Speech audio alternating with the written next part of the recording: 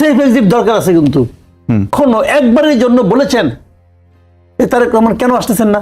মনে হয় কিনা যে 1 বছর পরে আমরা আর মাত্র হয়তো 5-6 মাস আছে সময় একটা নির্বাচনের জন্য অপেক্ষা করছি, সেই নির্বাচনের লেভেল প্লেইং ফিল্ড কি আসলে তৈরি হয়নি, আসলে কেন তৈরি হলো না এতদিনে, সেটা একটা প্রশ্ন। আরেকটি প্রশ্ন হচ্ছে যে নির্বাচন এখন কোন পদ্ধতিতে হবে সেটি স্পষ্ট নেই বলছেন আপনার সহ আলোচক।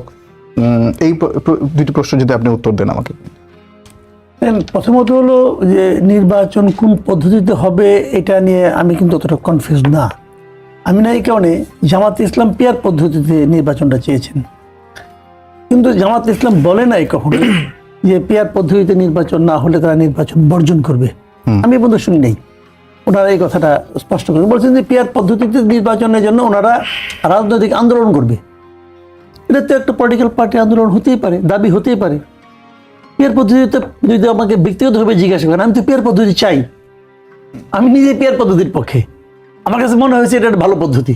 আমাদের মতো থার্ড ওয়ার্ল্ডের কান্ট্রিতে এটা খুব জরুরি, এটা আমি মনে করি পার্সোনালি। কিন্তু আমি আবার এটাও বলি যে এই মুহূর্তে যেমন আগামী নির্বাচনটা পিয়ার পদ্ধতিতে করতে গেলে এটা আসলে নির্বাচনটা বিলম্বিত হয়ে যাবে। আমি আবার এটাও মনে করি যে একটা অনির্বাচিত সরকার দীর্ঘদিন থাকা ঠিক না। এটা হলো আমার অপিনিয়ন। সেক্ষেত্রে আমি আমার যেটা ধারণা, ওনারা যদি এটা নিয়ে আন্দোলন করে, এটা নিয়ে রাজনৈতিক আন্দোলন মানে কি, জনগণকে সম্পৃক্ত করার চেষ্টা করবে। জনগণকে সম্পৃক্ত করা তো উচিত। আমি তো মনে করি এটা সরকারই করা উচিত ছিল যে আমরা এইবার এইভাবে করতেছি, কিন্তু এরপর থেকে আমরা পিয়ার পদ্ধতিতে করব। এবার তারা পিয়ার পদ্ধতিতে উচ্চ কক্ষ করবে। যদি উচ্চ কক্ষ করতে পারেন, নিম্ন কক্ষ করবেন না কেন ভাই? করেন, কোনো সমস্যা তো নাই। তো কাজে ওইটা হতে পারে, কিন্তু হয়তো এইবার হয়তো আমি মনে করি হাতে সময় কম, ইলেকশন তাড়াতাড়ি হওয়া দরকার। কারণ এরই মধ্যে 1 বছর চলে গেছে কোনো কিছু প্রাপ্তি ছাড়াই। আর এটা নিয়ে করতে গেলে মানুষ এখন বুঝে না। যেমন যে কথা নাকি বিএনপি লোকজন বলে যে মানুষ পিয়ার পদ্ধতি কি বুঝে না, এটা সত্য কথা, বুঝে না। মানুষ তো অনেক কিছুই বুঝে না, কিন্তু তাকে এটা বোঝাতে হবে না। বোঝানোর দায়িত্ব আপনি নেন, বলেন আমরা জনগণকে বুঝাবো। মানুষকে সংস্কার আগে বুঝতো, 31 দফা মানুষ বুঝতো। ওরা যে রাষ্ট্র সংস্কার আন্দোলনের জন্য 31 দফা দিচ্ছে, এটা কি মানুষকে বুঝতো না? ওনারা বুঝাচ্ছেন, এই সরকার সংস্কার করেছে বুঝাচ্ছেন। কাজে বোঝে না, এটা কোনো এক্সকিউজ না। বাট কোশ্চেন হলো এটা ভালো কি মন্দ। যদি ভালো হয় আমি মনে করি এটা করা উচিত, কিন্তু এই মুহূর্তে নয়। আবার এটা নিয়ে জামাতও কোনো গো ধরে নাই যে পিয়ার পদ্ধতি না হলে আমরা নির্বাচন করব না, বয়কট করবো, এই ধরনের কথা বলেছি বলে আমি শুনি নাই। আজকেও জামাতের যিনি সেক্রেটারি কি বলেছেন, মিয়া গোলাম পরা বলেছেন কোন দল পিয়ার পদ্ধতিতে নির্বাচন চায় না, চায় আগামী সংসদ নির্বাচন পিয়ার পদ্ধতিতে অনুষ্ঠিত হবে। দেশের জনগণ পিয়ার পদ্ধতি গ্রহণ করবে, নির্বাচনের প্রার্থী হবে দল, ব্যক্তি নয়। তিনি চেয়েছেন, জি। বাট না হলে ইলেকশন করবেন না, এটা কথা বলেছেন কিনা? না, আমি এখনো দেখিনি কোথাও।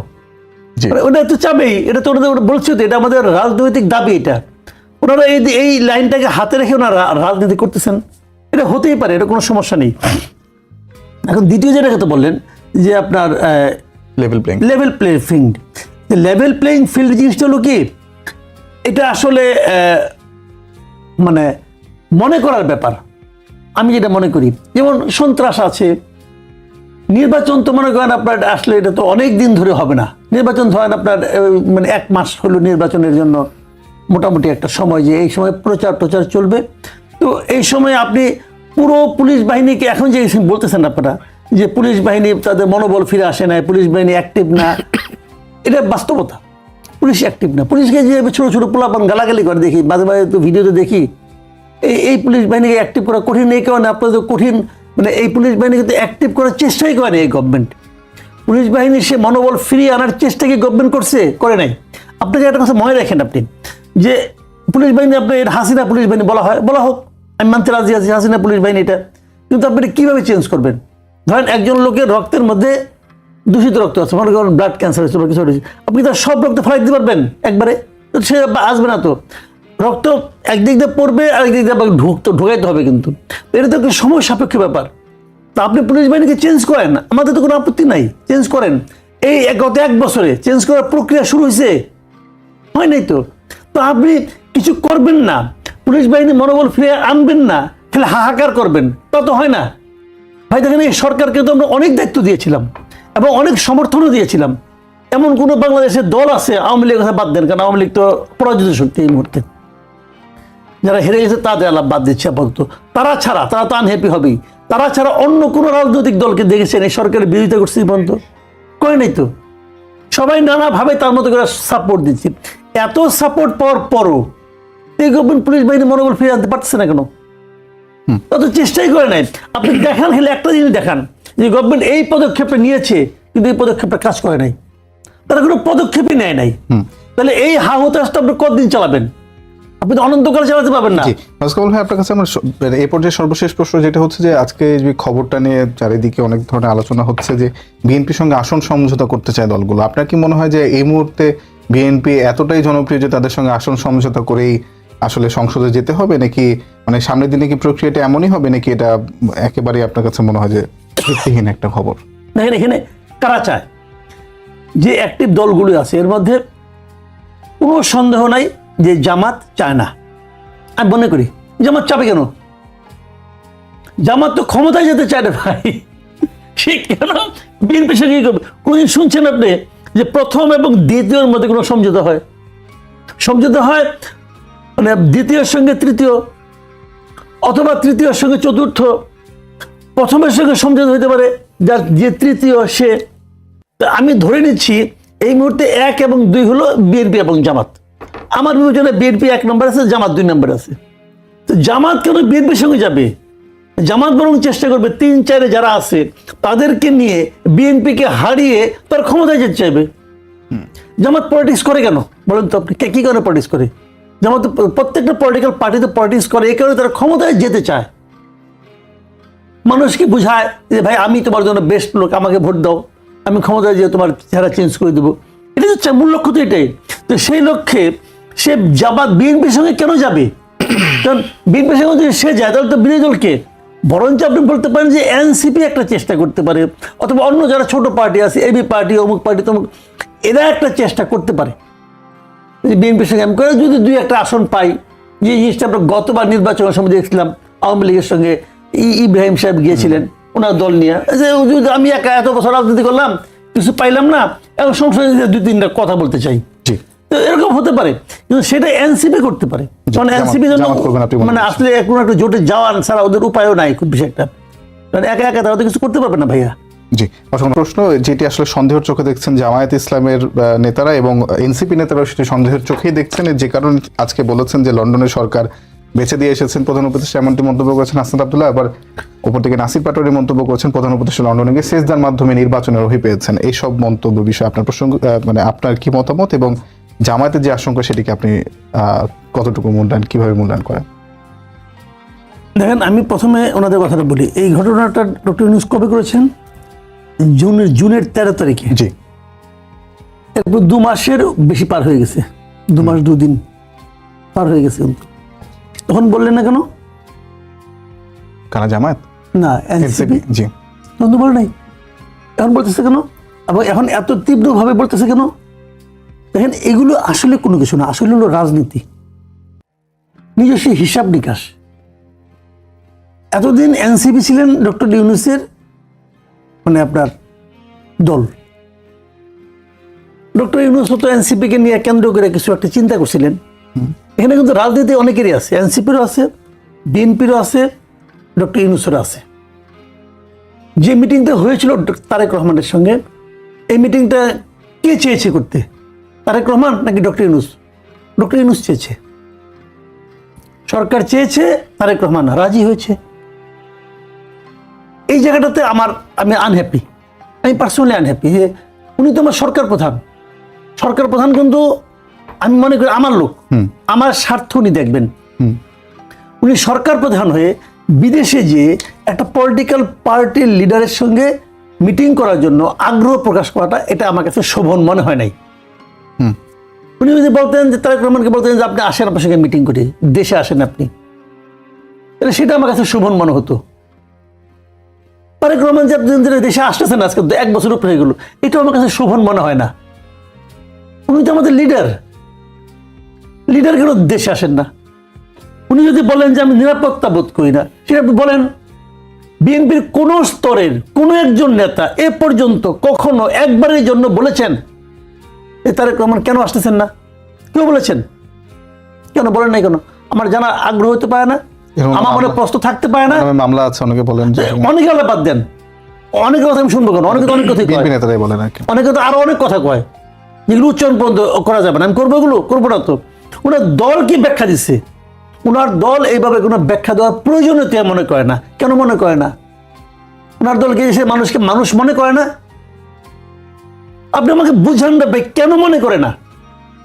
আমি জানতে চাই। ধরেন আমি বিএনপির খুব একটা ভক্ত, আমি জানতে চাই আমার নেতা কেন 1 বছর ধরে আসে না। এই ব্যাখ্যাটা আমাকে কে দিবে? হয় নেতা দিবে, অথবা নেতা যারা কর্মী আছে, দলে যারা লোক আছে, সেন্ট্রাল কমিটি আছে, আমাকে কেউ ব্যাখ্যা দিচ্ছে পর্যন্ত কেন দিবে না? বিএনপির জন্য কিন্তু দেশের জনগণ না, দেশের জনগণের জন্য বিএনপি। জামাতে ইসলামের জন্য কিন্তু আমরা না, আমার জন্য জামাতে ইসলাম, এটা মাথায় রাখতে হবে। তো সেই বিবেচনা উনি আসছেন না। তারপরেও আমি মনে করি ডক্টর ইউনুসের একটা মিটিং হয়েছে, ডক্টর ইউনুস, এটা ডক্টর ইউনুসের আমি বলবো উনি এই জন্য 2 মার্ক কম পাবেন, এই যে ওনার উচিত হয় নাই 1 নম্বর। কিন্তু সেই মিটিং নিয়ে আপনি এনসিপি কোনো মন্তব্য করে দেখছেন যে মিটিংটা করা ঠিক হয় নাই? বলে নাই। এখন তারা কেন বলতেছে? এখন বলতেছে এই কারণে যে এরই মধ্যে ডক্টর ইউনুস ওনার জাহাজ বন্দর শিফট করছে। আচ্ছা, এতদিন এনসিপির বন্দরে ছিল, বন্দর শিফট করে উনি বিএনপির বন্দরে যে ভিড়াইছে। এবং এই জিনিসটা এখন বিএনপি কিন্তু বলে নাই যে আপনি আমার বন্দরে ভিড়ান। বিএনপি ভাই এমনি নিজের শক্তির সে বলিয়ান, তার কোনো দরকার নাই। কিন্তু ইউনুসের দরকার আছে। ইউনুস মেবি একটা সেফ এক্সিট খুঁজতেছে। ইউনুস সাহেবকে তো শেষ করতে হবে জিনিসটা একবার। ফেব্রুয়ারিতে উনি ইলেকশন দিবেন, তো ফেব্রুয়ারি পরে মার্চে ওনার স্ট্যাটাসটা কি হবে? উনি যদি চিন্তা তো করবেন, ওনার উপরে সবাই হ্যাপি না। সবাই একজন মানুষের পক্ষে কোনোভাবে সবাইকে হ্যাপি রাখা সম্ভব না। এটা পৃথিবীতে কখনো হয় নাই, আমাদের নবীও পারেন না সবাই খুশি রাখতে। তার মানে এখন উনি এই জন্য একটা সেফ এক্সিট খুঁজতেছেন। ভাবতেছেন যে বিএনপিতে ক্ষমতা আসবে, আমি একটা দল নিয়ে অনেকক্ষণ চেষ্টা করলাম, এরা তো যেখানে যায় জনপ্রিয়তা কমে, যেখানে যায় এটা আওলা বাজে, অনেক চেষ্টা করলাম। আবার এর মধ্যে কেউ কেউ আবার নানা আকাম কুকামও করে। তো সব মিলে উনি এদের উপর ভরসা রাখতে পারছেন না। যখন এদের উপর থেকে হাতটা উঠাই নিয়েছেন, তখন এরা দেখে একদিন খুব ছায়া আসছিলাম যে আমি যদি ঘেরাও করি তাও আমার ঠান্ডা পানি দেয়। এখন তো ছায়াই নাই, পানি আর দিবে কে? এখন এরাও উদ্বিগ্ন হয়ে গেছে, তাহলে আমাদের কি হবে? ওনাদেরও সেফ এক্সিট দরকার আছে। কিন্তু ওনারা যা কিছু করছেন, এটা নিয়ে পরে প্রশ্ন উঠবে না। ধরেন এই গভর্নমেন্ট আছে, এনসিপি যারা সব দিক দিয়ে প্রোটেকশন দিচ্ছে, কোথাও গেলে পরে পুলিশ দেয়, আর্মি দেয়, কত কিছু দেয়। ধরা যাক একটা পলিটিক্যাল পার্টি ক্ষমতায় আসলো, জামাত আসলো অথবা বিএনপি আসলো, কেউ যেন আসলো, তারা কি এনসিপিকে এই প্রোটেকশনটা দিবে? যদি না দেয় তাহলে ওনারা এটা ভাববে না? এই ভাবনাজাত কারণে ওনারা এখন ক্ষিপ্ত হয়ে গেছে। জি, অসংখ্য ধন্যবাদ। আমি আপনার কাছে শেষ প্রশ্ন করতে চাই দেলোয়ার ভাই, সেটি হলো যে আজকেই বিএনপির যুগ্ম মহাসচিব অ্যাডভোকেট রুহুল কবির রিজভী তিনি মানে একটি মোটামুটি একটা বিস্ফোরক মন্তব্য করেছেন। এটা হলো যে আজকে আমরা যেখানেই যাই শুনি একটি সংগঠনের লোক এখানে বসে আছে, ডিসিকে তারা বলছে একটি বিশেষ দলের লোক, ওরা ডিসিগিরি করছে না, ওখানে তারা তাদের সংগঠনের কাজ করছে, এবং সেটি জামায়াতকে বুঝিয়েছেন এবং আরও বুঝিয়েছেন। আরও তিনি বলেছেন যে আমি এখন এমনও শুনেছি যে ইসলামিক ফাউন্ডেশনের যিনি ডিজি তিনি তার কর্মকর্তা কর্মচারীদের বলেছেন তোমরা রোকন না হলে চাকরি থাকবে না। মানে বৈষম্য বিরোধী ছাত্র আন্দোলনের মধ্যে, অর্থাৎ সরকারি চাকরিতে বৈষম্যহীন একটি ব্যবস্থা গড়ে তোলার জন্য যে লড়াই, তারপরে আপনারা শুনছি যে সেখানে জামায়াতের রোকন না হলে চাকরি পাচ্ছেন না সরকারি। সেটা আসলে আপনারা কিভাবে অ্যাড্রেস করছেন? ধন্যবাদ আপনাকে। আমি শ্রদ্ধার সাথে জনাব রুহুল কবির রিজভী সাহেবকে আমি বলতে চাই, একটু চোখ খুলে তাকিয়ে দেখুন। আপনার অভ্যুত্থান যখন সারা দেশে যখন ডিসি নিয়োগ হলো, যখন এসপি নিয়োগ হলো, এরা কারা? এদের রাজনৈতিক পরিচয়টা কি? সারা দেশ যখন হাইকোর্ট থেকে শুরু করে কোর্টগুলোতে যখন অ্যাটর্নি জেনারেল, পিপি, এপিপি, সহকারী অ্যাটর্নি জেনারেল, অতিরিক্ত অ্যাটর্নি জেনারেল নিয়োগ হলো, এদের রাজনৈতিক পরিচয়টা কি? যখন সারা দেশে ইউনিয়ন পরিষদগুলোতে যখন ফেসিবাদীর যারা নির্বাচিত ছিল তারা পালিয়ে গেল, তখন এই জায়গায় এখন কে নিয়ন্ত্রণ করছে? ইউনিয়ন পরিষদ থেকে কারা চাল চুরি করছে, কারা গম চুরি করছে, কারা ভিজেএফের কার্ড নিয়ন্ত্রণ করছে, এগুলো তো তাদের চোখে পড়ে না। কিন্তু এমন অভিযোগও তো আছে যে মানে যারা ছাত্র উপদেষ্টা আছেন আসিফ মাহমুদ এবং নাহিদ ইসলাম, তারা শিবিরের কয়েকজনকে আসলে বিভিন্ন মন্ত্রণালয়ে গিয়ে সচিব, অতিরিক্ত সচিবের পদায়নের জন্য সুপারিশ করছিল, তাদেরকে চিঠিতে নিষেধ করতে হয়েছে, এরকমও তো আছে। আমি শেষ করি। এবং এটা আগস্টের পরপরই মানে রাতারাতি অনেকগুলো জায়গায় আসলে মানে শিবিরের যারা সাবেক শিবিরের ছাত্রনেতা আছেন তারা আসলে বিভিন্ন জায়গায় সরকারি পদে কর্মকর্তা বসিয়েছেন, এমন অভিযোগ আছে।